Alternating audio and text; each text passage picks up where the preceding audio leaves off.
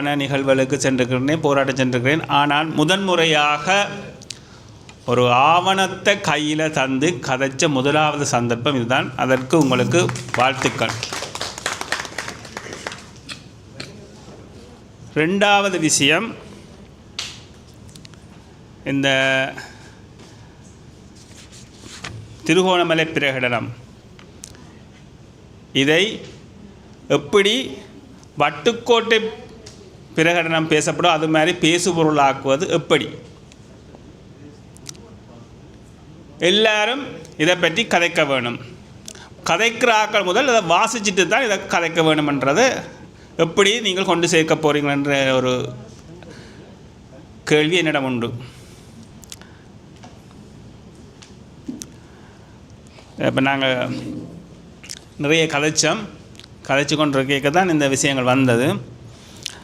இதை நிச்சயமாக பேசுபொருளாக்க தமிழ் அரசியல் கட்சிகள் அனைவருமே வாக்கு அரசியல் செய்யும் அனைவருமே விட மாட்டார்கள், தடுத்து கொண்டு தான் இருப்பார்கள்.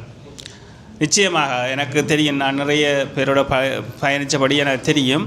ஆனால் அதையும் தாண்டி இதை எப்படி நாங்கள் நிறைவேற்றுவது என்பது. ரெண்டாவது விஷயம், தமிழ் மக்களின் போராட்டத்தையும் எங்களை நேசிக்கும் ஒரு 25% சிங்கள மக்களாவது இருப்பார்கள். அவர்களிடம் இந்த சிங்கள மொழியில் என்னென்று கொண்டு போய் சேர்ப்பது. நிச்சயமாக எங்களை நேசிக்கிறார்கள், எங்களோட போராட்டத்தை ஆதரிக்கிறோம், நாங்கள் கலாநிதிக்கிறோம் ஏற்றுக்கொள்ளவே இல்லை. ஆனால் அந்த மனுஷன் எங்களை எவ்வளவோ கஷ்டப்பட்டது. அப்படியானவர்களை தேடி பிடித்து இதை கொண்டு போய் அவர்களுக்கு சிங்கள மொழி கஷ்டம் இதை டிரான்ஸ்லேட் பண்ணுறது எனக்கு தெரியும் என்னென்று கொண்டு போய் சேர்ப்பது. மூன்றாவது விஷயம், ஆங்கிலத்தில் மொழிபெயர்த்து அனைத்து தூதரங்களுக்கும் எப்படி கொண்டு போய் சேர்ப்பது. அவர்கள் அனைவரும் ஏற்றுக்கொள்ள வேண்டும்.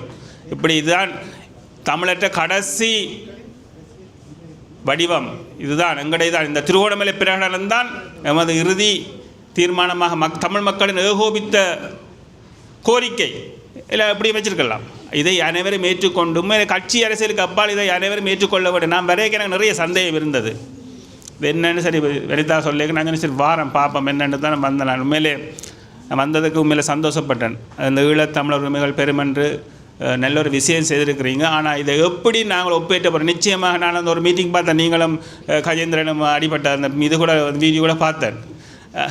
அந்த அடிபட்டேன்னா வாய்த்தர்க்கம் அடிபட்டேன்னா அதான் வாய்த்தர்க்கம் கூட பார்த்தேன். அப்போ எங்கே பிரச்சனை என்றால் வாசிக்கப்படவில்லை, எழுந்தமானமாக ஒருவர் சொல்வதை கேட்டு கதைக்கிறார்கள் என்ற ஒரு ஐயப்பாடு எனக்கு இருக்குது. ஆனால் இங்கே வந்தால் நானும் இப்போ லலிதா சொல்ல பார்த்தேன், நல்ல விஷயம். ஆனால் உண்மையிலேயே பாராட்டுகின்றேன். முதலாவது சந்தர்ப்பம் இப்படியான ஒரு பிரகடனத்துடன் நான் கலந்து கொண்ட ஒரு நிகழ்வு.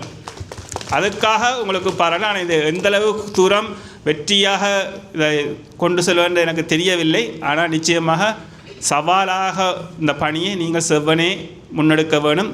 தயவுசெய்து தளர்ந்து போயிடாங்கோ. நன்றி.